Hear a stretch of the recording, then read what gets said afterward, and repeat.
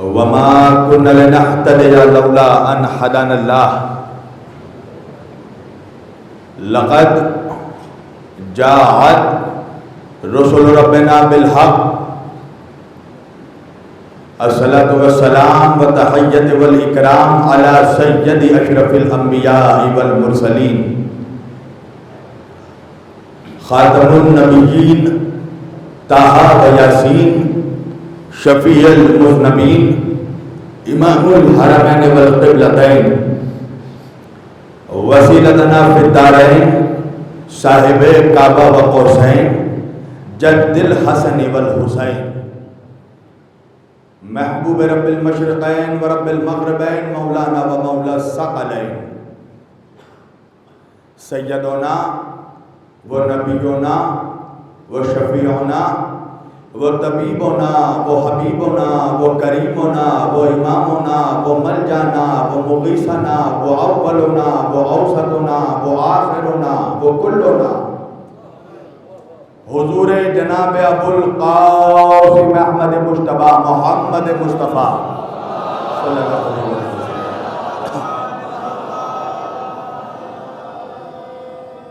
وَأَهْلِ بَيْتِهِ الطَّيِّبِينَ الطَّاهِرِينَ الْمَعْصُومِينَ الْمَظْلُومِينَ الْمُنْتَخَبِينَ الْمُنْتَجَبِينَ الْغُرِّ الْمَيَامِينَ وَأَصْحَابِهِ الْمُتَّقِينَ الْمُنْتَخَبِينَ الْمُنْتَجَبِينَ وَلَعْنَةُ اللَّهِ عَلَى أَعْدَائِهِمْ أَجْمَعِينَ من يومنا هذا إلى قيام يوم الدين أما بعد فقد قال الله تعالى في الفرقان الحميد والمحکم کتابہ المجید وقولہ الحق بسم اللہ الرحمن الرحیم ان الدین عند اللہ الاسلام صدق اللہ المولانا العلی العظیم وبلغنا رسولہ النبی الامین الکریم ونحن على ذلك لمن الشاہدین والشاکرین والحمد للہ رب العالمین۔ ایک بار دیگر درود پڑھے آپ سب مل کر محمد و آل محمد پر۔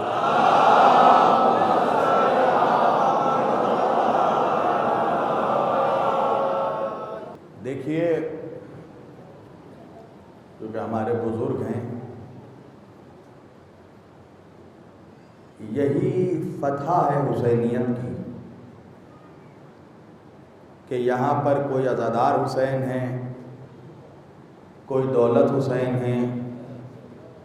اچھا، اس پورے کرنال سے لے کر یو پی اور جہاں جہاں کہیں بھی چلے جائیے آپ کو کوئی عزادار حسین ملے گا، کوئی دولت حسین ملے گا، کوئی علی حسین ملے گا، کوئی غلام حسین ملے گا، کوئی ناصر حسین ملے گا، کوئی نصیر حسین ملے گا، کوئی اعظم حسین ملے گا، پر آپ کو یزید کہیں نہیں ملے گا۔ ہر جگہ آپ کو حسین ملیں گے، یعنی کائنات کا ہر انسان یہ چاہتا ہے کہ وہ حسین سے جڑ جائے، اس کی نسبت حسین سے ہو جائے۔ عزیزان گرامی قدر و برادران ملت اسلامیہ، بندگان توحید و عاشقان رسول و آل رسول، گدایان دربار بطول، مولا آپ سبوں کے جذبہ ایمانی کو زندہ و سلامت رکھے۔ ماشاءاللہ جس سلسلہ گفتگو کا آغاز ہم نے تقریباً 2 روز پہلے کیا تھا، آج وہ سلسلہ گفتگو اپنے تیسرے مرحلے میں داخل ہونے جا رہا ہے، اور اس خمسہ مجالس کی آج تیسری مجلس سے مولا نے مجھے خطاب کرنے کا شرف حاصل کیا، اور میں دیکھ رہا ہوں ماشاءاللہ کہ مجمع تاحد نظر یہاں پر اہل بیت کے چاہنے والوں کا نظر آ رہا ہے۔ باہر میں دیکھ رہا ہوں کہ میری مائیں بہنیں جو بیٹھی ہیں، وہ یہاں تو پھر بھی پنکھا ہے اذا خانے کے اندر، باہر میں دیکھ رہا ہوں کہ وہ ہاتھوں میں پنکھا لے کر بیٹھی ہیں۔ میں ان کے لیے دعائیں ہی کر سکتا ہوں، ورنہ اجر تو صرف جناب سیدہ دیں گی۔ عزیزان گرامی، میں نے اس خمسہ مجالس کے لیے خطبے میں مسلسل جس قرآن مجید کی آیت وافی ہدایہ کی تلاوت کا شرف حاصل کیا، پروردگار عالم اپنی مقدس کتاب قرآن مجید فرقان حمید میں ارشاد فرما رہا ہے، بسم اللہ الرحمن الرحیم، ان الدین عند اللہ الاسلام۔ اللہ کے نزدیک اگر کوئی دین ہے تو وہ دین اسلام ہے۔ عزیزان گرامی، گزشتہ کل اور پرسوں بھی میں نے آپ لوگوں کے سامنے جو معروضات پیش کیے تھے، اور جس کا محصر و مدعا یہ تھا کہ اسلام یہ وہ راستہ ہے کہ جو آپ کو جنت سے قریب کرتا ہے اور جہنم سے دور کرتا ہے۔ پوری توجہ۔ آج کی دنیا، آج کی تہذیب، آج کا کلچر، آج کا سائنس، آج کی عمرانی علوم، آج کی عمرانی حقیقتیں، آج کا انٹلیکچوئل آج کی عمرانی حقیقتیں، آج کا معاشرہ، آج کی سوسائٹی، ٹھیک ہے، آج کا کلچر، آج کا ادب، آج کے فلسفی، آج کے شاعر، آج کے انٹلیکچوئلز، آج کے اسکالرز، وہ سب دنیا کو ایک ہی پیغام دے رہے ہیں، اور وہ پیغام کیا ہے کہ دیکھو جیو اس دنیا کے لیے، ہے نا، جیو فقط دنیا کے لیے، ہمیں اس دنیا کے بعد اور کوئی دنیا نہیں دیکھنی ہے۔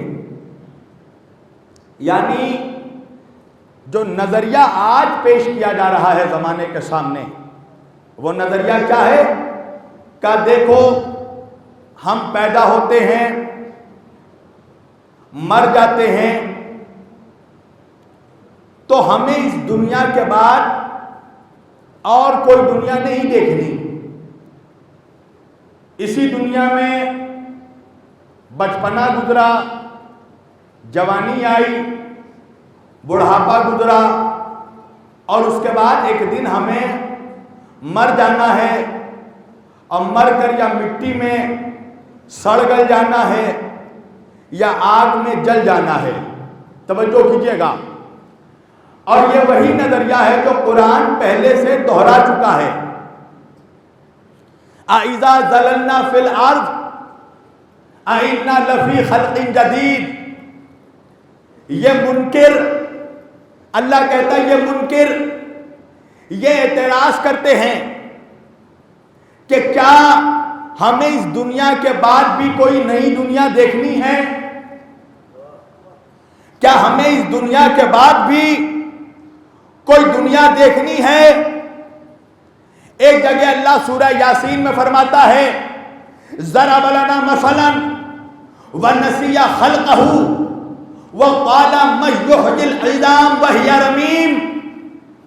یہ منکر یہ اعتراض کرتا ہے کہ جب ہم قبر میں مل جائیں گے، جب ہم مر جائیں گے، اور جب ہم قبروں میں ہماری ہڈیاں گل سڑ جائیں گی، جب ہماری ہڈیاں بوسیدہ ہو جائیں گی، تو کیا ہمیں دوبارہ زندہ کیا جائے گا؟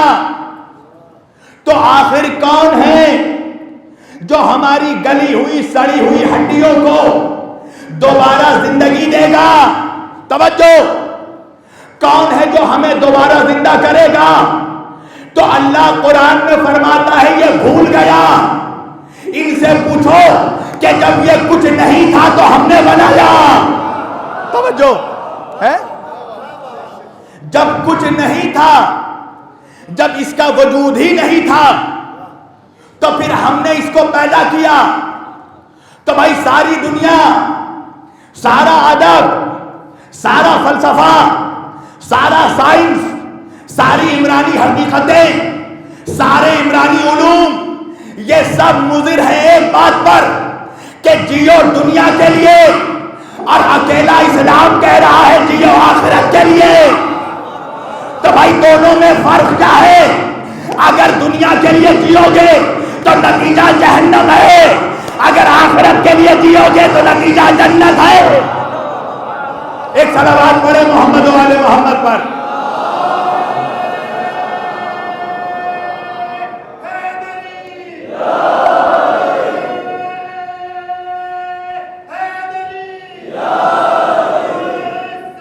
ماشاءاللہ۔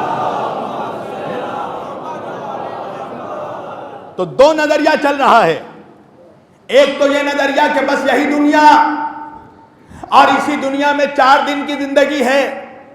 تو اب جب یہ کنسپٹ دیا جا رہا ہے نوجوانوں کو کہ بس یہی دنیا کی زندگی ہی دنیا ہے، باقی کچھ نہیں ہے، 4 دن جینا ہے، مر جانا ہے، تو اب آج کا نوجوان یہ سوچتا ہے کہ بھائی جب یہی دنیا میں جینا ہے اور یہی مر جانا ہے تو پھر کیا ضرورت ہے عبادت کرنے کی، کیا ضرورت ہے نمازیں پڑھنے کی؟ تو اب چاہے جتنے گندے کام چاہے کرتے رہو، جتنی عیاشیاں کرتے رہو، جتنی برائیاں کرتے رہو، جتنا ظلم کرتے رہو، جتنی آتنک پھیلاتے رہو، جتنا تشدد کرتے رہو، ہمیں تو اس دنیا کے بعد کوئی دنیا نہیں دیکھنی۔ پر قرآن کہہ رہا ہے، اسلام کہہ رہا ہے کہ اس دنیا میں جو بول گے اس کا حساب آخرت میں چکانا پڑے گا۔ ارے اب میری پوری دنیا کے تمام اقوام عالم سے یہ پیغام ہے کہ جب تک دنیا میں خوف آخرت نہیں ہوگا، معاشرے میں امن نہیں ہو سکتا۔ توجہ بھائی، پیس تو تب ہوگا جب یہ ڈر رہے گا کہ اس کا حساب بھی دینا پڑے گا۔ بھائی دنیا کا قانون کیا ہے؟ کسی بھی ملک میں چلے جاؤ، ایک مرڈر کیا تو کتنے بار پھانسی ہوگی؟ 1 بار۔ 2 بار مرڈر کیا تو بھی 1 بار پھانسی۔ 3 مرڈر کیا تو بھی 1 بار پھانسی۔ 100 قتل کر دیا پھر بھی 1 ہی بار پھانسی۔ توجہ، تو بھائی یہ انصاف نہیں ہے کہ قتل تو 100 بار کیا اور سزا 1 بار ملے گی۔ اللہ نے کہا یہ دنیا والوں کا انصاف ہے، میرا انصاف محشر میں ہوگا۔ 100 بار قتل کرو گے تو 100 بار سزا دوں گا۔ ایک صلوات پڑھو محمد و آل محمد پر۔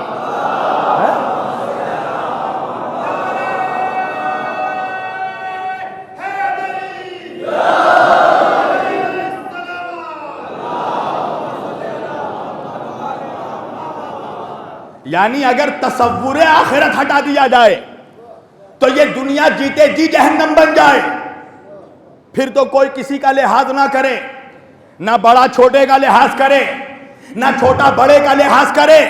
توجہ، پھر تو جیسے چاہو جیو۔ اور اللہ کہہ رہا ہے کہ ہم نے وما خلقت السماوات والارض وما بینہما لاعبین، ہم نے زمین اور آسمان کو کھیل کود کے لیے پیدا نہیں کیا، کائنات بنایا ہے تو اس کا ایک مقصد ہے۔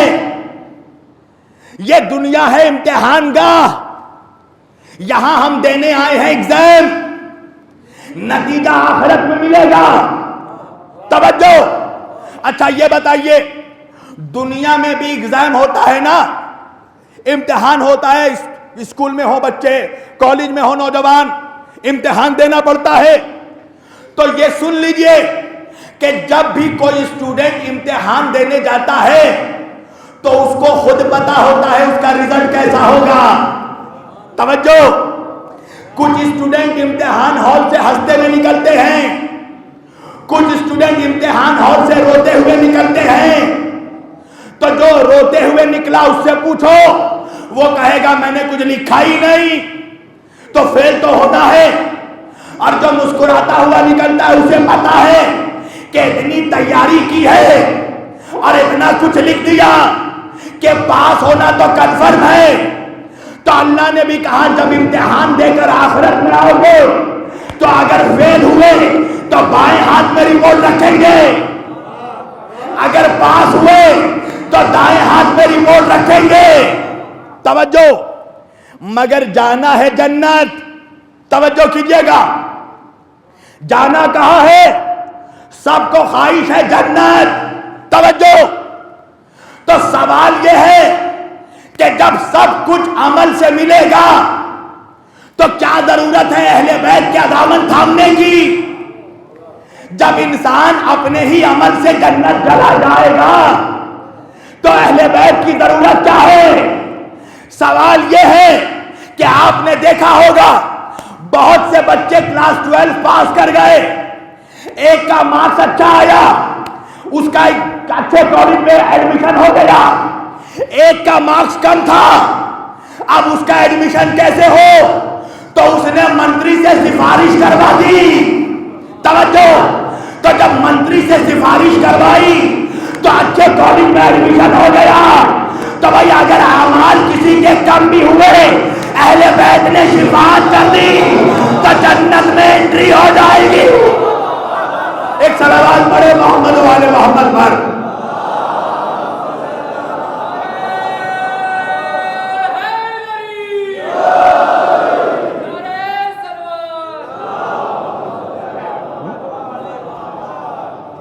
اچھا، میں یہ نہیں کہہ رہا ہوں کہ پیپر خالی کر کے چلے جاؤ، نہیں، لکھنا تو ضروری ہے، پر اگر کچھ کمی ہوئی تو پھر عقیدہ شفاعت بھی ساتھ رکھنا۔ اللہ کی رحمتوں سے نا امید مت ہونا، اور اللہ کی رحمت ہی ہے محمد والے محمد۔ پوری توجہ۔ اچھا، آپ لوگ مسجدوں میں جاتے ہیں نا نماز پڑھنے؟ کل تو میں نے وعدہ کیا تھا آج نماز پہ بولوں گا۔ ہاں، نماز پڑھنے جاتے ہیں نا مسجدوں میں، تو جب مسجد میں آپ نماز پڑھنے جاتے ہیں 5 وقت، تو آپ نے دیکھا ہوگا کہ مسجد کے دروازے پر ایک دعا لکھی ہوتی ہے۔ وہ دعا کیا ہے قبلہ؟ اللہم افتح لی ابواب رحمتک، اے اللہ تو میرے لیے اپنی رحمت کے دروازے کھول دے۔ توجہ، آخری آدمی تک، اے اللہ تو میرے لیے اپنے رحمت کے دروازے کھول دے۔ کاہے کے دروازے؟ رحمت کے دروازے، کرم کا دروازہ نہیں، برکت کا دروازہ نہیں، خیر کا دروازہ نہیں، نیکیوں کا دروازہ نہیں، رحمت کا دروازہ کھول دے۔ 5 وقت مولوی مسجد جاتے ہوئے پڑھ رہا ہے، اے اللہ تو ہمارے لیے اپنی رحمت کا دروازہ کھول دے۔ میں کہوں گا مولوی تو اللہ سے اس کی رحمت کا دروازہ کھلوانا چاہتا ہے تو پہلے یہ تو پتہ لگا دے کہ اللہ کی رحمت ہے کون؟ اللہ قرآن میں کہہ رہا ہے وَمَا أَرْسَلْنَاكَ إِلَّا رَحْمَةً لِّلْعَالَمِينَ۔ میں نے کہا بھی نہیں سمجھا، اللہ کی رحمت ہے مصطفیٰ، مصطفیٰ کا دروازہ ہے مرتضیٰ۔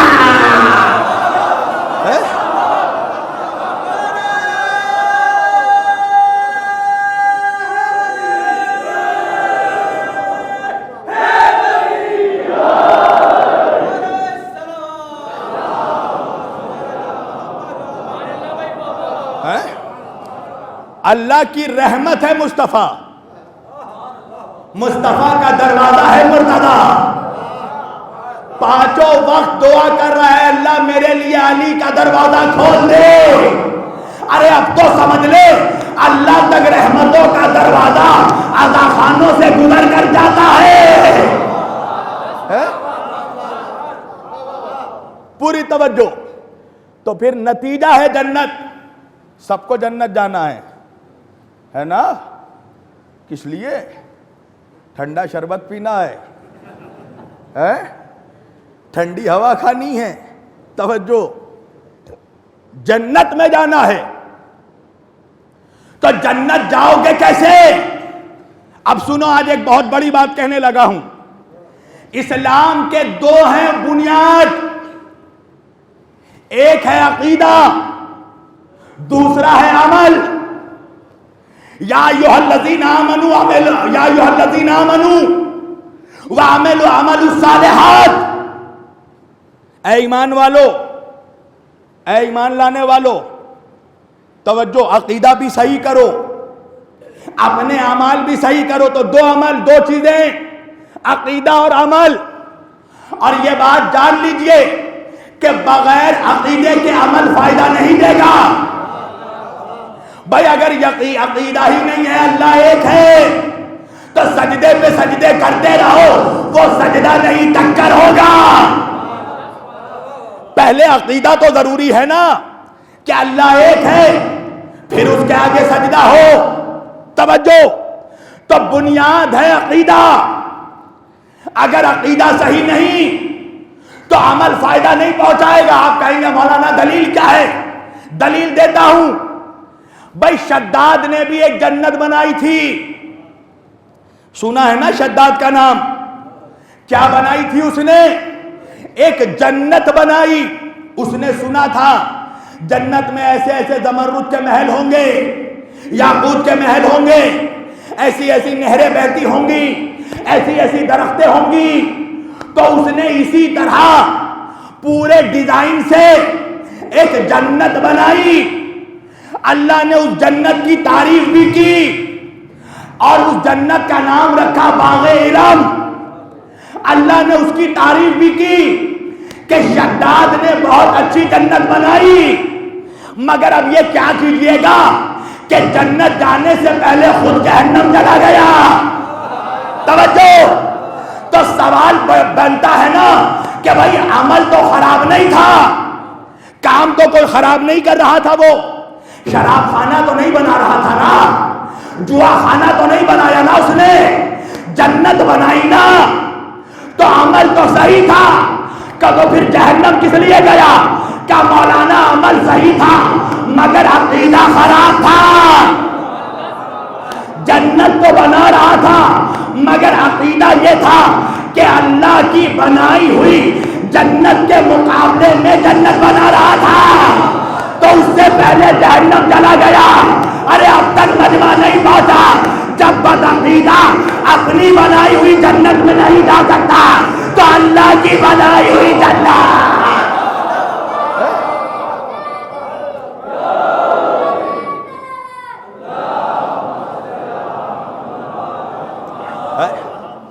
جب بدعقیدہ اپنی بنائی. اچھا یہ بائیں طرف لوگ خاموش کیوں ہیں؟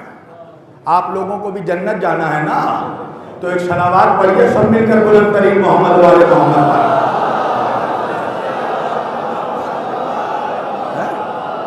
اچھا چلیے ایک بار سب مل کر جنتی صلوات پڑھ دیجئے، سب مل کر محمد والے محمد.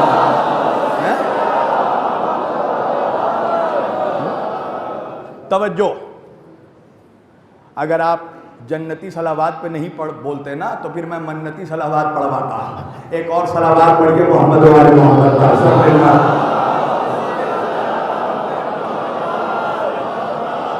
پوری توجہ. تو عقیدہ ہے بنیاد. نبی نے پہلے یہ نہیں کہا، جب اعلان رسالت کیا تو سب سے پہلے فاران کی چوٹی پر کھڑے ہو کے نہیں کہا آؤ نماز پڑھو، آؤ روزہ رکھو. اگر نبی سیدھے نماز پہ بلا لیتے تو شاید کوئی نہیں آتا. دعوت کیا دی؟ قال لا الہ الا اللہ تفلحوا، کہو لا الہ الا اللہ اور کامیاب ہو جاؤ. توجہ، تو پہلے دعوت دی عقیدے کی. لا الہ الا اللہ ہمارا عقیدہ، محمد رسول اللہ ہمارا عقیدہ، 12 امام اللہ کی حجت ہمارا عقیدہ، 14 معصوم ہمارا عقیدہ، عزاداری حسین ہمارا عقیدہ، حسین کا غم منانا ہمارا عقیدہ. یہ سب کیا ہے؟ عقیدہ ہے. اور کل یاد ہے نا، عقیدہ صحیح عقیدہ تبھی ہوگا جب یا تو قرآن کی آیات سے ثابت ہو یا نبی کی ذات سے ثابت ہو. توجہ، ایک مثال دیتا ہوا چلو بچوں کے لیے. اچھا یہ ہمارا عقیدہ ہے کہ نہیں میرے بچوں کہ حسن و حسین آل رسول ہیں، ہے نا؟ حسن و حسین کون ہے؟ آل محمد ہیں، اولاد رسول ہیں، آل محمد. توجہ، یہ ہمارا عقیدہ اور قرآنی عقیدہ ہے. توجہ، یہاں وہاں کا عقیدہ نہیں ہے، قرآن سے عقیدہ ہے. آپ کو معلوم ہے ایک بہت بڑا ظالم گزرا ہے تاریخ بنی امیہ میں. ایسے تو بنی امیہ میں سارے چیپٹر بلیک ہیں، مگر یہ بڑا کوئلہ چیپٹر ہے جس کا نام ہے حجاج ابن یوسف، جس کے لیے مورخین نے لکھا کہ دنیا کا سارا ظلم ایک طرف اور حجاج کا ظلم ایک طرف، تو حجاج کا ظلم بھاری ہو جائے گا. پوری توجہ، اتنا بڑا ظالم تھا یہ کہ جب اس کے قید خانے کو کھولا گیا تو 60,000 عورتیں، مسلمان عورتیں اس حالت میں تھیں کہ ان کے بدن میں ایک لباس نہیں تھا. مولا کا نام لینے والوں کا یہ فوراً سولی دے دیتا تھا، اور اس نے اپنی حکومت میں اعلان کروا رکھا تھا کہ جو بھی حسن و حسین کو آل رسول کہے، سید کہے، آل محمد کہے، فوراً اس کی گردن اڑا دی جائے. اور یہ گدی سے زبان کھچوا دیتا تھا. توجہ، مگر ذرا غور کیجئے، فضائل محمد و آل محمد ظلم سے تھوڑی دبتا ہے. توجہ، یہی تو اس چراغ کی خاصیت ہے کہ جتنا طوفان چلا اتنا یہ چراغ جلا.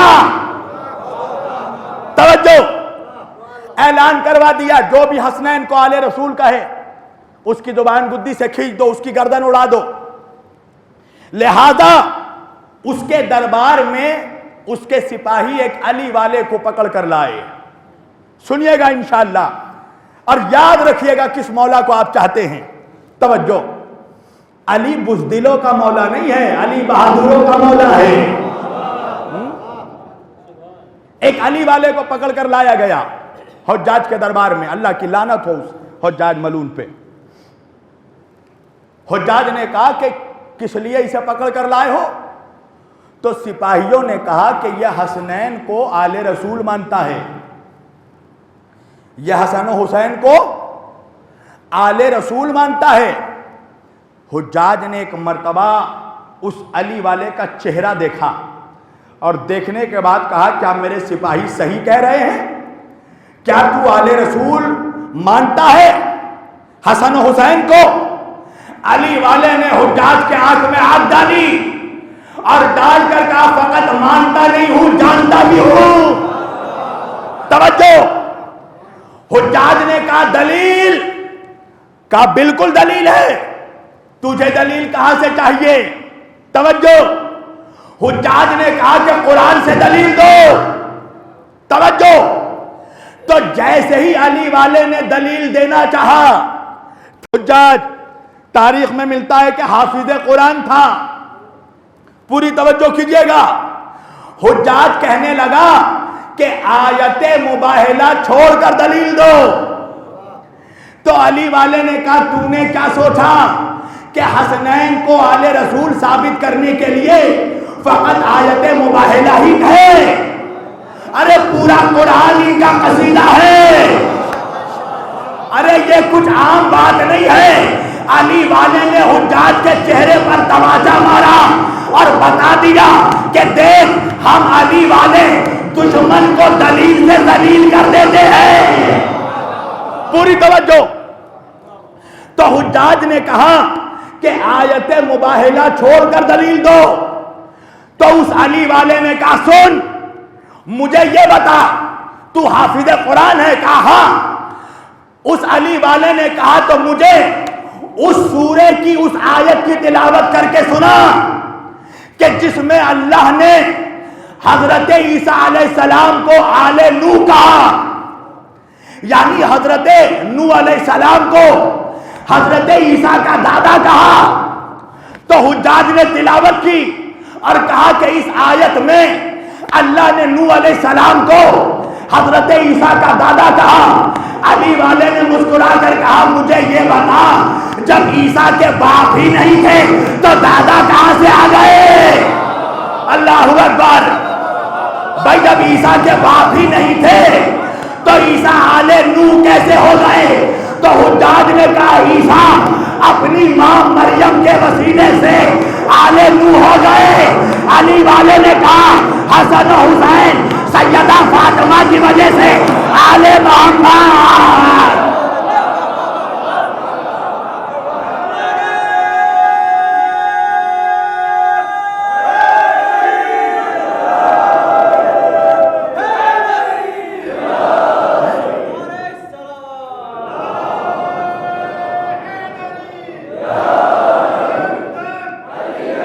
سب مل کر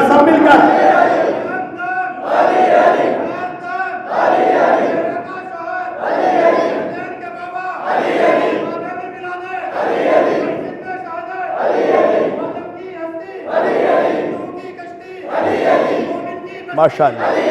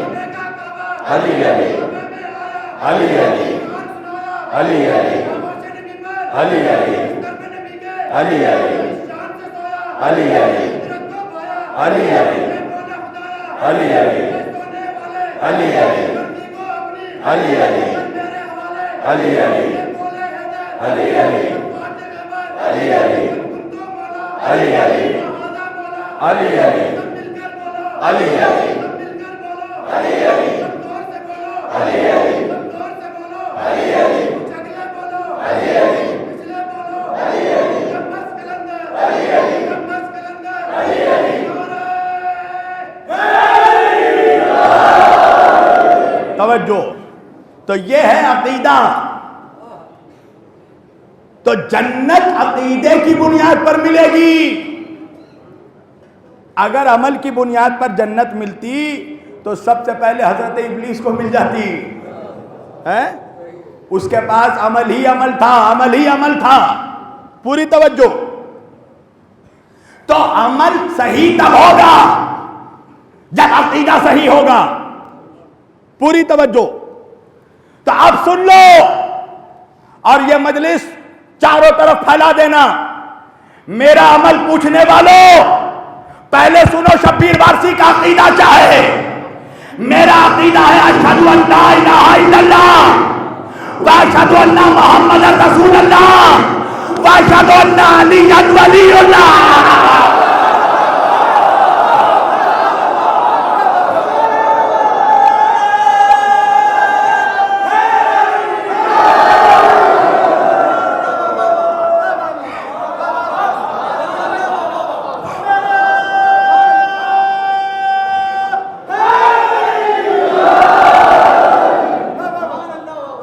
سن لیا میرا عقیدہ؟ اہل بیت کے چاہنے والوں پر رحمت، اہل بیت کے دشمنوں پر لعنت، علی کے دشمنوں پر لعنت، فاطمہ کے دشمنوں پر لعنت، سیدہ کے دشمنوں پر لعنت۔ یہ ہے میرا عقیدہ۔ سنا میرا عقیدہ؟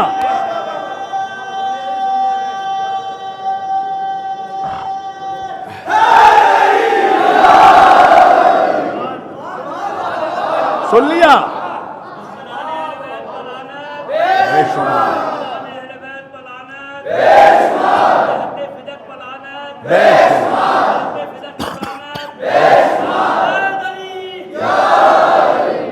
عقیدہ سن لیا؟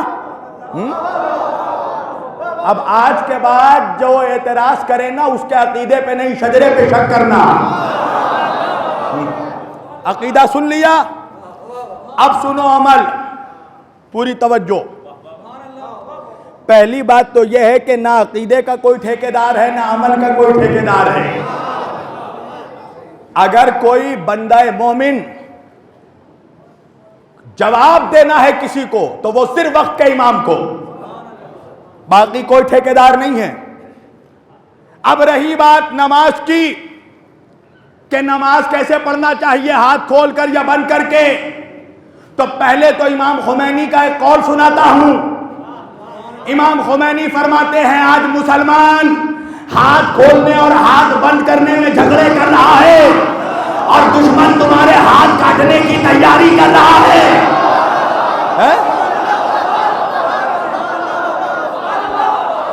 ٹھیک ہے، ایک قول سنا، اب سنو۔ خود اہل سنت والجماعت میں 4 مسلک ہیں، حنفی، حنبلی، شافعی، مالکی۔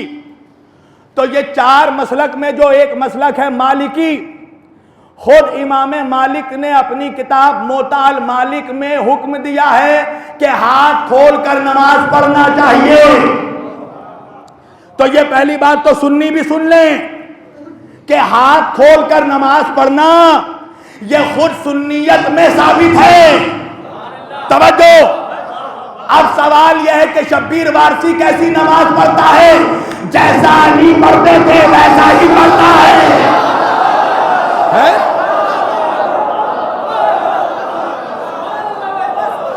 جب مولا علی کی خلافت کا دور آیا، میرا مولا چلا مسجد میں، جب مولا نے نماز با جماعت پڑھائی تو نماز ختم ہونے کے بعد صحابہ نے کہا یا علی آج تو ہم نے ویسے ہی نماز پڑھی جیسے نبی کے پیچھے پڑھتے تھے۔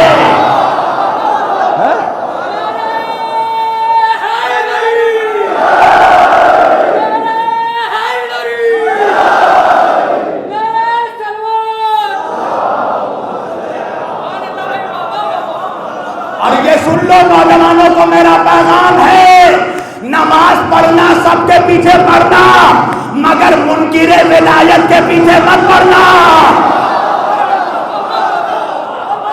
منافق کے پیچھے نماز پڑھنے سے بہتر ہے گھر کے اندر نماز پڑھنا۔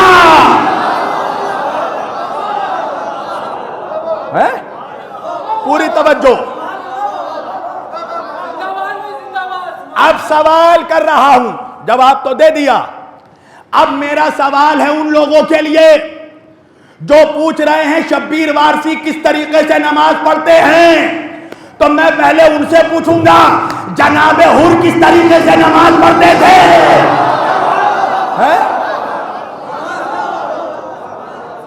جواب دو۔ جناب حر نے زندگی بھر کس طریقے سے نماز پڑھی اور کس کے ساتھ نماز پڑھی؟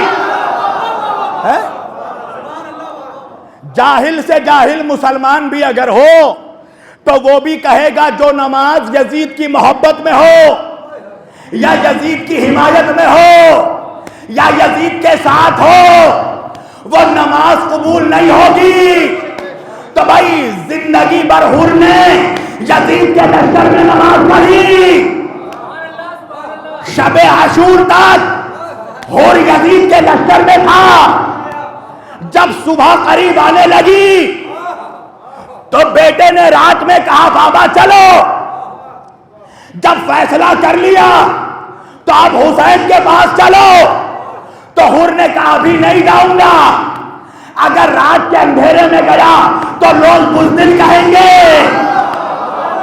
صبح کے اجالے میں جاؤں گا۔ تو نماز فجر بھی حر نے یزید کے لشکر میں پڑھی اور پھر حسین کے قدموں میں گیا اور ظہر سے پہلے شہید ہو گیا۔ تو مجھے انصاف سے بتاؤ حر کی کون سی نماز قبول ہوئی؟ مگر یہ بھی تو بتاؤ حر گیا کہاں؟ کہ حر گیا جنت۔ تو مجھے بتا حر کو کیا چیز جنت لے گئی، نماز یا عشق حسین؟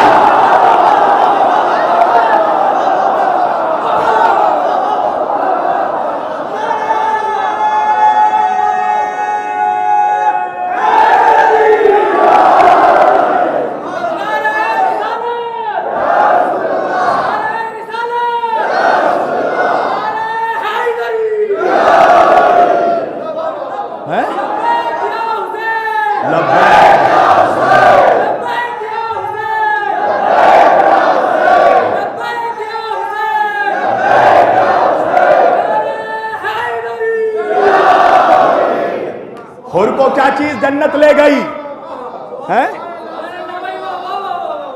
اچھا یہ تو حور ہے، زہیر ابن قیل کس طریقے سے نماز پڑھتے تھے؟ بتاؤ جنگ جمل میں زہیر کس کے ساتھ تھے؟ پوری توجہ۔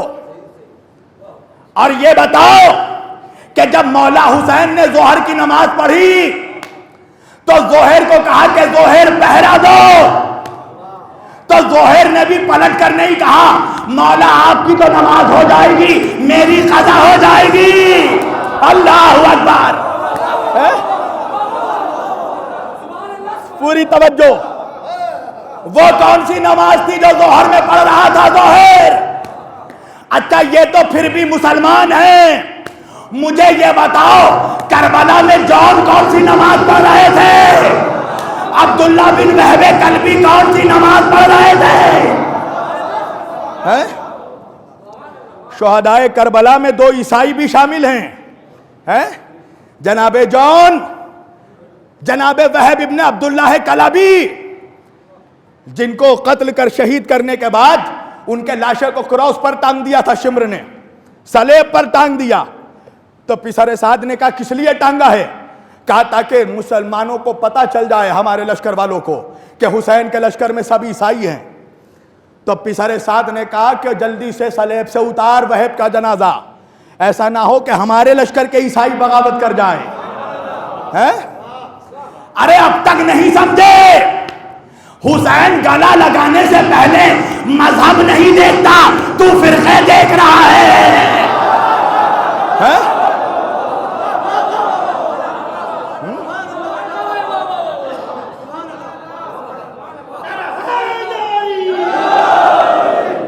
مجھے انصاف سے بتانا، جس فرش ادا پر شبیر وارسی آیا ہے، اسی فرش ادا پر بابا رام دیو بھی آتا ہے، سوامی آچاریہ پرمود کرشنن بھی آتے ہیں۔ کبھی کسی نے ان سے پوچھا آپ کس طریقے سے نماز پڑھتے ہیں؟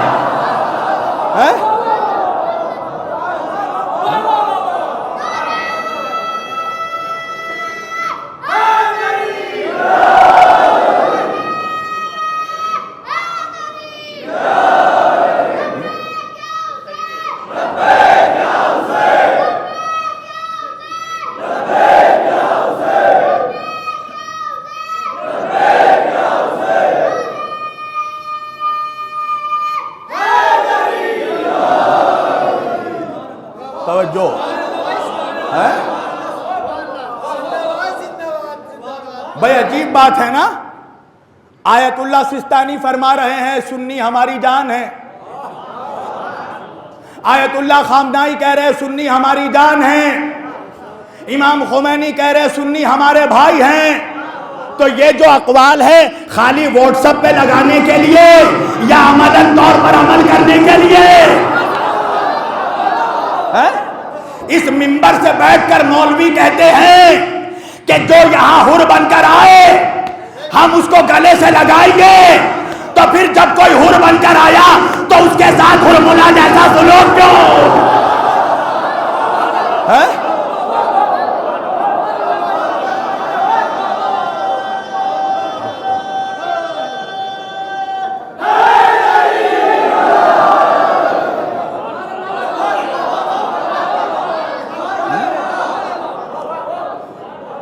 میرا سب سے پیغام ہے، ہم عزادار ہیں، عزادار رہیں، ٹھیکیدار نہ بنیں۔ اس فرش ادا میں علامہ شہنشاہ حسین نقوی کا جملہ ہے کہ یہ فرش ادا کے ہم نوکر ہیں، ہم عزاداری کے نوکر ہیں، تو جو آئے اس کا استقبال کریں، خود کو مالک نہ سمجھیں، مالک حسین ہے۔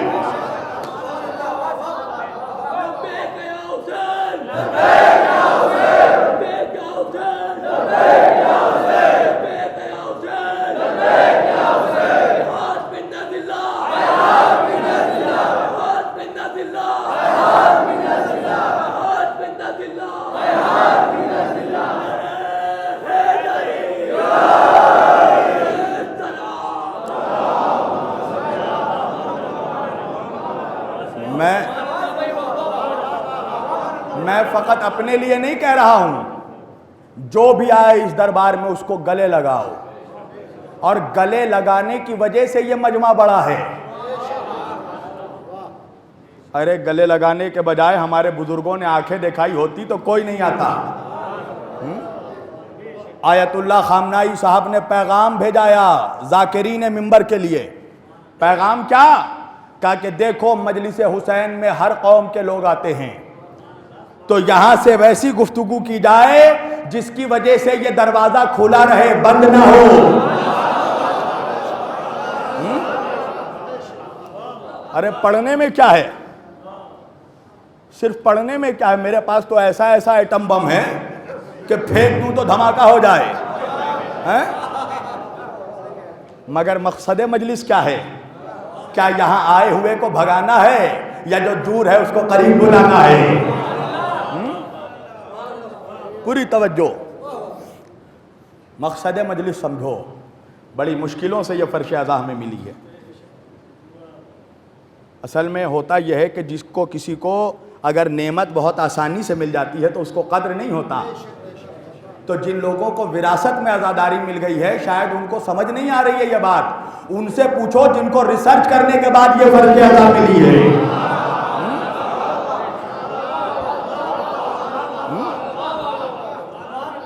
جو تحقیق کر کے آئے ہیں، اس حسین نے حریت کا دروازہ کھولا ہے کربلا میں، یہ دروازہ بند نہ ہونا چاہیے۔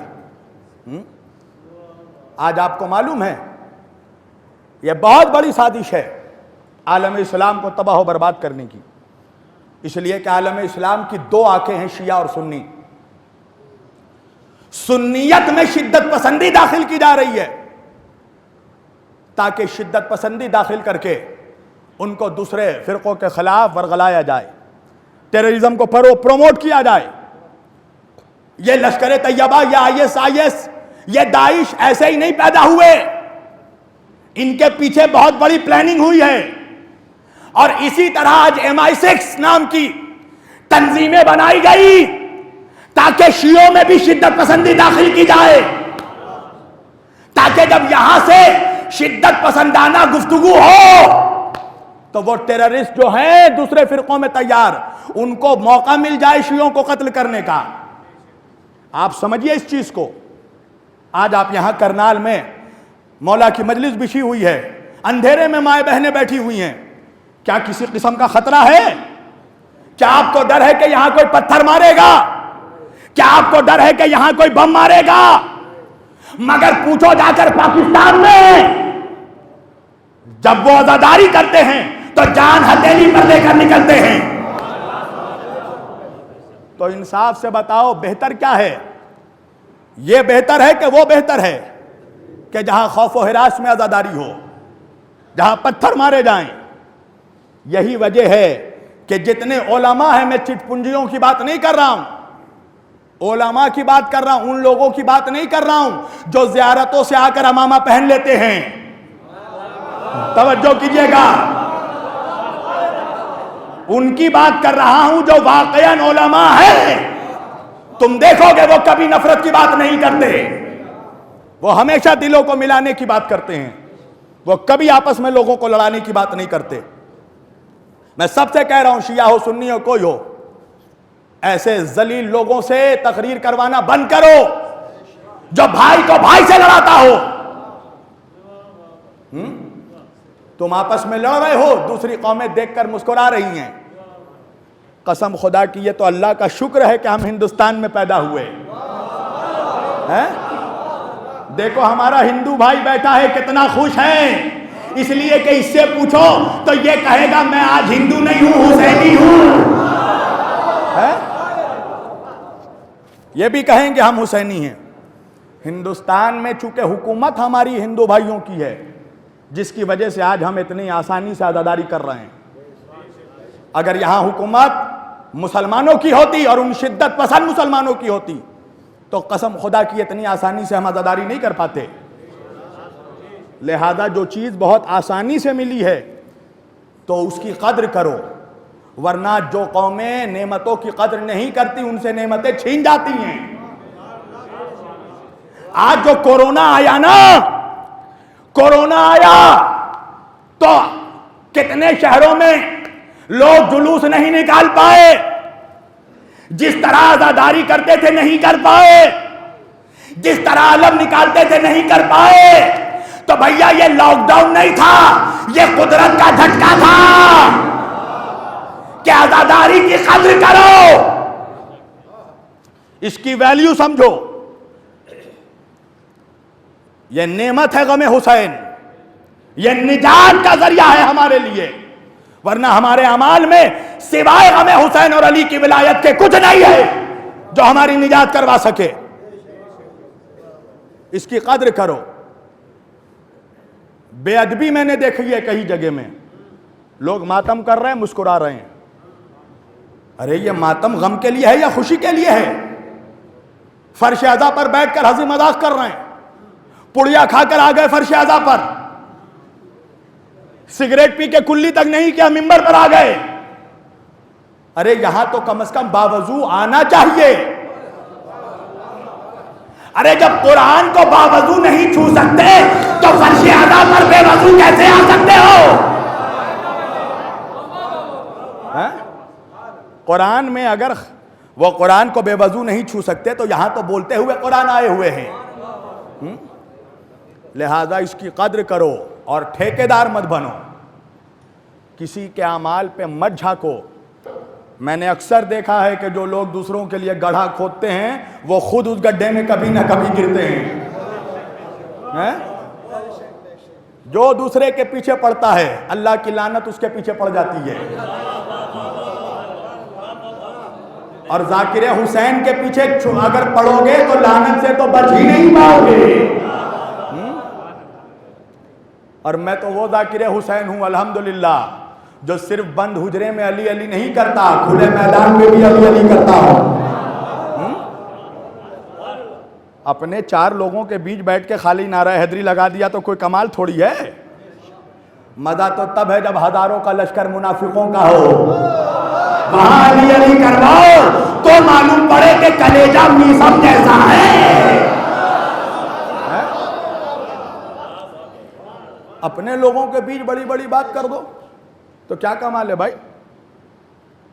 ایک مولوی صاحب نے مجھے فون کیا، انہوں نے کہا کہ آپ ممبر سے جناب سیدہ کے قاتلوں کا نام لیجئے۔ توجہ کیجئے گا مولانا، جناب سیدہ کے قاتلوں کا نام لیجئے۔ میں نے ان سے کہا کہ قبلہ اس نیک کام کا آغاز آپ خود ہی کر دیجئے۔ توجہ۔ تو کہنے لگے نہیں میں تو مجبور ہوں۔ تو میں نے سمجھا، آپ نے کیا سمجھا میں مختار ہوں؟ میں نے کہا سنیے، میں ممبر پر بیٹھ کر سیدہ کے قاتلوں کا نام بھی لوں گا اور نام لے کر لعنت بھی کروں گا، مگر شرط یہ ہے کہ فتویٰ سستانی صاحب کا ہو، خاندانی صاحب کا ہو۔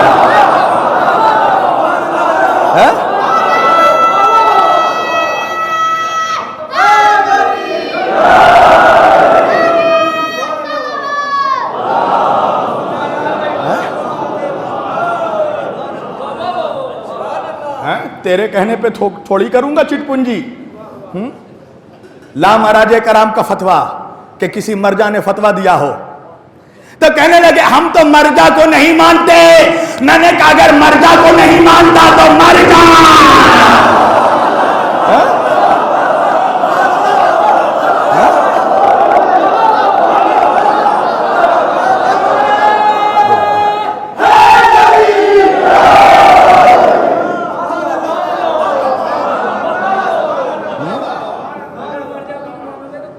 ہم تو شیعت مرجع سے سمجھیں گے، تجھ سے تھوڑی سمجھیں گے۔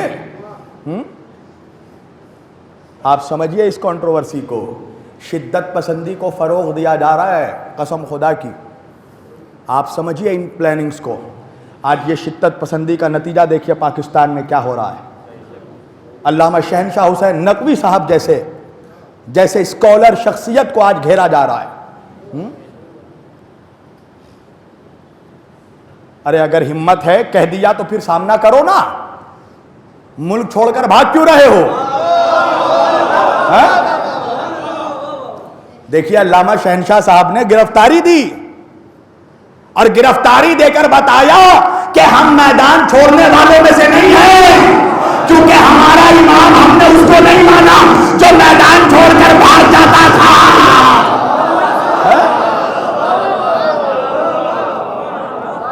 ہم نے لاپتہ کو نہیں، ہم نے لافتہ کو امام مانا ہے۔ عزادارو اس سازش کو سمجھیے، اور یہ ساری چیزیں لندن سے، یورپین، یہ دوسرے باہر کے مغربی ممالک سے یہ چلی آ رہی، ان سبوں کا ایجنٹ آپ دیکھیں، ہیڈ کوارٹر آپ کو سب مغربی ملکوں میں ملے گا۔ اس سازش کو سمجھیے۔ ایک بات میں بتاؤں، کربلا چالاک دشمنوں کی وجہ سے نہیں ہوا، کربلا بے وقوف دوستوں کی وجہ سے ہوا ہے۔ میں نے بہت بڑی بات کہہ دی ہے تاریخ کے آئینے میں۔ کربلا کا بیک گراؤنڈ آپ دیکھیے، چالاک دشمنوں کی وجہ سے حسین نہیں گرے، بے وقوف دوستوں کی وجہ سے گرے۔ جب امام حسین نے جناب مسلم کو خط دیکھ کر بھیج دیا کہ کوفے میں حکم مسلم حکم حسین ہے، تو پھر جب جناب ہانی ابن عروہ کو گرفتار کیا گیا تو جناب مسلم نے قیام کیا، تو وہی جو 18,000 لوگوں نے جناب مسلم کی بیعت کی، کیا کہا ان لوگوں نے کہ نہیں، جب تک حسین خود آ کر حکم نہ دے دے تب تک ہم قیام نہیں کریں گے۔ اور جن لوگوں نے ساتھ دیا تو ابن زیاد نے کیا کیا، اس نے کہا میں سونے کا معجزہ دکھاؤں گا۔ قبیلے کے سرداروں کو بلایا اور کہا کہ ترازو کے ایک پلے پر سونے کے سکوں کو رکھ دو اور ایک پلے پر اپنے نوجوانوں کے تلواروں کو رکھ دو اور تول کر لے جاؤ سونے۔ پھر کیا کیا، افواہ پھیلا دی کہ شام سے یزید کا لشکر آ رہا ہے، بڑا لشکر جو کوفے میں آ کر قتل کر دے گا شیعوں کو۔ تو ہوا کیا، ماں آئی بیٹے کو لے کر چلی گئی، بہن آئی بھائی کو لے کر چلی گئی، بیوی آئی شوہر کو لے کر چلی گئی۔ آخر ہوا کیا، سفیر حسین کا تنہا رہ گیا۔ آپ مجھے بتائیے، اگر یہ بے وقوفی دوستوں نے نہ کی ہوتی اور قیام کر لیتے جناب مسلم اور قتل کر دیتے اگر مرجانہ کے بیٹے کا، تو یہی لشکر لے کر جناب مسلم امام حسین کی نصرت کو پہنچتے، اور پھر کربلا میں پیسر سعد جیسے لعنتیوں کو موقع ہی نہیں ملتا کہ وہ حسین کے خلاف لشکر بنائے۔ اگر دارالعمارہ پر قبضہ جناب مسلم کا ہو جاتا، میں نے بہت بڑی بات کہی ہے، لہذا نوجوانوں تم سے بھی یہ پیغام ہے، چالاک بے وقوف دوست مت بنو۔ قسم خدا کی یہ بے وقوف دوستی نے اہل بیت کو بہت نقصان پہنچایا۔ آج یہ جتنے فتنہ گر ایران کے خلاف بول رہے ہیں نا، جب عملی میدان کی بات آئی تو یہ سب بھاگ جاتے ہیں۔ جب جناب زینب کے روضے کی حفاظت کی بات آئی تو کہاں تھے یہ اخباری ملنگی اور کہاں یہ سب کہاں تھے؟ نکلے کون؟ حزب اللہ۔ اور کس کے حکم پر نکلے؟ حکم خامنائی نہ نکلے۔ سمجھو مرجعیت کی طاقت، مرجعیت کی اہمیت کو سمجھو۔ تمہیں معلوم ہے آج دنیا کے جتنے فرقے ہیں مسلمانوں کے، ان کے سمجھ میں، ان کے پبلک کے سمجھ میں جو سمجھ میں آ رہا ہے وہ کر رہے ہیں۔ کیوں پتہ ہے؟ کیونکہ ایک لیڈرشپ نہیں ہے، تو جس کو جو سمجھ میں آ رہا ہے وہ کر رہا ہے۔ مگر آج اس قوم کو کوئی بکھیر اس لیے نہیں پا رہا ہے کہ یہ قوم مرجعیت جیسی لیڈرشپ میں جمع ہے، اور دشمن چاہتا ہے کہ اس قوم کو بھی لاوارث کر دے تاکہ بے لگام گھوڑے کی طرح دوڑتے رہو۔ ارے گاڑی چاہے جتنی بھی بڑی ہو، چلائے گا تو ایک ہی ڈرائیور نا۔ جس گاڑی میں سب مل کر اسٹیئرنگ چاروں ہاتھ اگر لگ جائیں تو گاڑی کا ایکسیڈنٹ ہی ہوتا ہے۔ گاڑی تبھی تک چلتی ہے جب تک ڈرائیور ایک رہتا ہے۔ یہ کچھ پیغام تھے جو میں نے پہنچا دیا اپنی قوم کے لیے۔ اپنی طاقت کو سمجھو، مرجعیت کی طاقت کو سمجھو۔ قسم خدا کی آج دنیا والے تمہیں کھل کر تمہارے سامنے اس لیے نہیں آ رہے ہیں، کیونکہ اللہ اور اہل بیت کے بعد دنیا میں ان کو سب سے زیادہ اگر کسی سے خوف ہے تو اس خوف کا نام ایران ہے. میں سچ بتا رہا ہوں، میں یہ پریکٹیکل بات بول رہا ہوں، میں ہوا میں تیر نہیں مار رہا ہوں میں. اس لیے کہ ایران عسکری طاقت سے مضبوط ہے. عزیزان گرامی، اس طاقت کو سمجھو. جس ملک کو 1979 سے لے کر اب تک معاشی پابندیوں میں گھیر رکھا ہے مغرب نے، مگر آج تک وہ ملک سربلند ہے. کیوں پتہ ہے؟ اس لیے کہ وہ دنیا والوں کے سامنے نہیں، اللہ کے سامنے جھکتی ہے وہ قوم. لہذا جو اللہ کے سامنے جھکے اس کو کوئی نہیں جھکا سکتا. تم ہمارا سر کاٹ تو سکتے ہو، سر جھکا نہیں سکتے. سر داد نہ داد، دست در دست یزید، حقا کے بنا لا الہ است حسین. بس عزیزان گرامی، میں نے سمیٹ دیا. کربلا سے یہ حوصلہ ہمیں ملا ہے. ظلم سے اور ظالم سے ٹکرانے کا جو حوصلہ اور ہمت ہے، وہ ہمت ہمیں کربلا سے ملی ہے. کربلا نے بتا دیا کہ جب تم حق پر ہو تو موت سے ڈرنا نہیں. میرے محترم بھائی مولانا مظہر صاحب نے مجھ سے خواہش ظاہر کی کہ مولانا آپ جناب قاسم کی شہادت پڑھیں. لہذا میں ان کی فرمائش پوری کر رہا ہوں. جب شب عاشور امام حسین علیہ السلام نے جناب قاسم سے پوچھا کہ قاسم تمہارے نزدیک موت کیسی ہے، موت کا مزہ کیسا ہے؟ جناب قاسم نے کہا کہ چچا جان میرے نزدیک موت شہد سے بھی زیادہ شیریں ہے. ہاں زادارو، کون قاسم؟ حسن کا بیٹا قاسم. کون حسن؟ جس کو زہر دیا گیا. کیسا زہر دیا گیا؟ جس کے کلیجے کے ٹکڑے ٹکڑے ہو گئے. عزیزانو پتہ ہے حسن میں اور قاسم میں فرق کیا ہے پتہ ہے؟ حسن کے کلیجے کے ٹکڑے ٹکڑے ہو گئے، قاسم کے جسم کے ٹکڑے ٹکڑے. اجرکم من اللہ، اللہ آپ کو کوئی غم نہ دے سوائے غم حسین کے. عزیزانو جب شب عاشور کی تاریخ آئی نا، حسین نے فہرست شہداء کا نام پڑھنا شروع کیا. حسین فہرست شہداء بیان کرنے لگے. حبیب کا نام لیا، زہیر کا نام لیا، مسلم کا نام لیا. عزیزانو جب نام لیتے لیتے ایک مرتبہ علی اصغر کا نام لیا نا، تو ایک مرتبہ قاسم مچل گئے اور مچل کر کہا چچا کیا ظالم خیموں تک آ جائیں گے؟ حسین نے کہا میرے لال میں اصغر کو لے کر خیمے سے نکلوں گا. اجرکم من اللہ. رات کا اندھیرا چھانے لگا. عزیزانو پتہ ہے نا شب عاشور کون سی رات ہے؟ جب اکبر کی جوانی بھی سلامت ہے، عباس کے بازو بھی سلامت ہے، مگر زینب کا دل دھڑک رہا تھا. اللہ جانے کل کی صبح کیا دکھانے والی ہے. حسین خیموں کا چکر لگانے لگے. عزیزانو خیموں کا گشت کرتے کرتے حسین کے خیمے کے قریب گئے. کیا دیکھا؟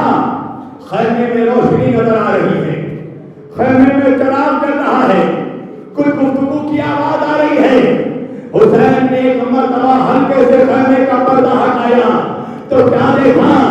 خیمے کے اندر عباس ہے، اکبر موجود ہے، جناب قاسم موجود ہے، اور تینوں مل کر جنگ کا نقشہ بنا رہے ہیں.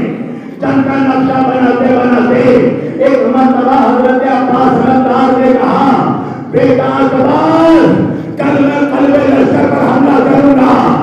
اکبر تم میدانے پر حملہ کرنا، بیٹا قاسم تم میسرے پر حملہ کرنا. ابھی گفتگو ہونے لگی.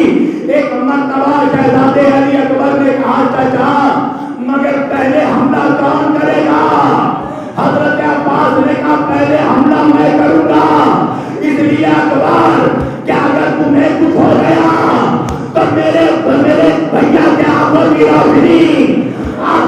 بینائی چلی جائے گی۔ اکبر نے کہا نہیں چچا، کل پہلے میں حملہ کروں گا، اس لیے چچا کہ اگر آپ کو کچھ ہو گیا اور آپ نے پہلے حملہ کیا، آپ کو کچھ ہوا تو بابا کی کمر جھک جائے گی۔ عزاداروں ابھی باتیں ہو رہی تھی، ایک مرتبہ شہزادے قاسم نے کہا چچا نہ آپ پہلے جانا، بھیا نہ آپ پہلے جانا، بھیا اکبر اگر آپ کو کچھ ہو گیا چچا کی بینائی چلی جائے گی، چچا پاس اگر آپ کو کچھ ہو گیا اماں کی کمر جھک جائے گی، مگر میں یتیم ہوں، اگر مجھے کچھ ہوا کسی کو اجرکم من اللہ، اللہ آپ کو کوئی غم نہ دے سوائے غم حسین کے۔ عزاداروں حسین نے یہ جملہ سنانا، ایک مرتبہ طرف کر خیمے میں داخل ہوئے، قاسم کو گلے لگایا، کہا بیٹا قاسم کبھی چچا کی زندگی میں دوبارہ خود کو یتیم نہ دینا۔ اجرکم من اللہ۔ ہاں عزاداروں گزر گئی یہ اندھیری رات، آ گئی آسور کی صبح۔ ایک مرتبہ ام فرما نے قاسم کو بلایا اور اپنے قریب بلا کر کہا قاسم میں تجھے کچھ کہوں گی تو نہیں، پر ایک بات یاد رکھنا، اگر تیرے لانے سے پہلے کہ شہیدہ میں اکبر کی لاش آئی تو تو نہ بچ سکتی۔ ہاں دادارو قاسم جاتے تھے، چچا مجھے جنگل میں جانے کی اجازت دیجیے۔ حسین کہتے تھے بیٹا قاسم تم تو میرے بھیا کی نشانی ہو، تمہارے جسم سے بھیا حسن کی خوشبو آتی ہے، بیٹا میں تمہیں کیسے اجازت دے دوں؟ دادارو قاسم بار بار ماں کی خیمے میں آتے تھے اور ماں کہتی تھی قاسم اب بھی زندہ ہو۔ ہاں دادارو وہ وقت بھی آیا، حبیب بھی شہید ہو گئے، ان کی لاش بھی آ گئی، زہر کی لاش بھی آ گئی۔ ایک مرتبہ قاسم نے پھر اجازت مانگی، جب اجازت نہیں ملی تو ماں کے پاس آئے، ماں نے کہا قاسم اب بھی زندہ ہو۔ قاسم نے طرف کر کہا وہاں جاتا ہوں تو چچا بھیج دیتے ہیں، یہاں آتا ہوں تو بھیج دیتی ہے۔ ہاں دادارو بولو، اس لیے کہ فاطمہ کی بیٹیوں کو کسی نے رونے نہیں دیا۔ قاسم نے کہا ماں میں بار بار جاتا ہوں ماں، مگر چچا یہ کہہ کر ڈال دیتے ہیں قاسم تم میرے بھیا اعظم کی نشانی ہو۔ اماں آپ کچھ دیجیے۔ ایک مرتبہ جناب ام فرما نے کہا قاسم ذرا اپنے بازوؤں کے آستینوں کو تو بیٹھو۔ اب جب آستینیں بیٹھی تو بازو میں ایک تعویذ بتا تھا، ام فرما نے کہا قاسم یہ تعویذ تمہارے بازو میں تمہارے بابا حسن نے باندھی تھی، یہ تمہارے بابا حسن کی وصیت تھی کہ جب ہمارے آل محمد مصیبت میں گر جائے تو یہ تعویذ کھول کر میرے بھیا حسین کو دکھا دے گا۔ ہاں دادارو ایک مرتبہ ام فرما نے ننھے شہزادے قاسم کا ہاتھ پکڑا، ارے 13 سال کا قاسم ہے، قاسم اتنے نازک تھے کہ ماں کے ہاتھوں سے کھانا کھاتے تھے۔ عزادارو قاسم کو لے کر ام فرما مولا حسین کے پاس آئی، مولا حسین نے بھابھی کو آتے دیکھا، ایک مرتبہ تعظیم کے لیے کھڑے ہو گئے، کہا بھابھی آپ پیغام بھجوا دیتی میں خود چلا آتا۔ ام فرما نے کہا آقا آپ کے بھیا حسن نے میرے لال کے بازوؤں میں یہ تعویذ باندھی تھی اور کہا تھا جب ہم مصیبت میں گر جائیں تو یہ تعویذ کھول کر آپ کو دکھا دیں۔ عزاداروں جب تعویذ کھولی گئی نا تو تعویذ کے اندر وصیت نامہ تھا، حسین نے بھائی کا خط پڑھا، آنکھوں سے آنسو جاری ہوئے، ارے خط میں کیا لکھا تھا؟ اے میرے بھیا حسین تجھ پر میرا سلام ہو،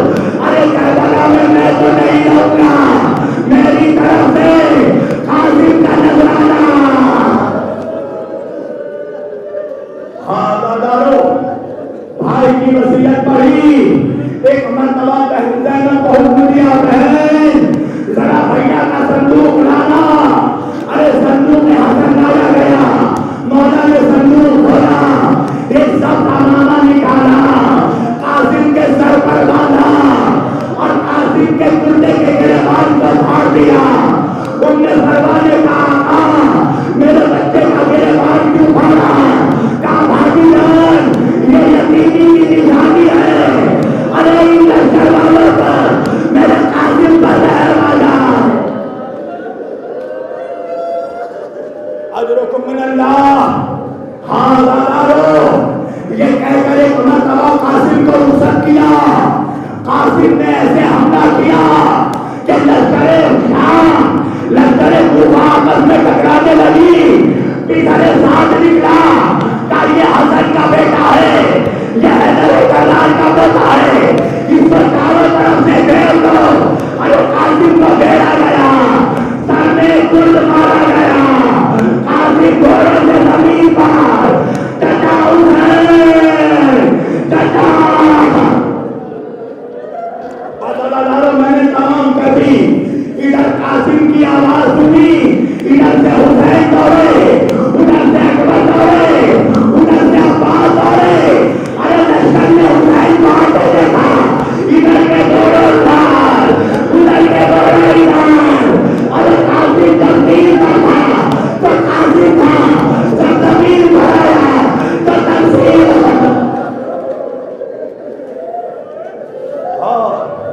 اجر من اللہ, اللہ کو دو بندے سوال بنے حسین کے. ارے قاسم کا نشان جیتے جی پامال ہو گیا. حسین کبھی نہ دوڑے, کبھی نہ دوڑے. آواز کی بیٹا قاسم چچا کو آواز دو. ارے جسم کے ٹکڑے ہوا میں بلند ہوئے, لبیک یا حسین. حسین نے کہیں سے قاسم کی انگلیاں دبا کی, کہیں سے قاسم کی ہڈیاں دبا کی, کہیں سے قاسم کی پسلیاں دبا کی. عزادارو, حسین نے کربلا میں اپنی آبا کا دامن دکھایا, قاسم کی انگلیوں کو سنا.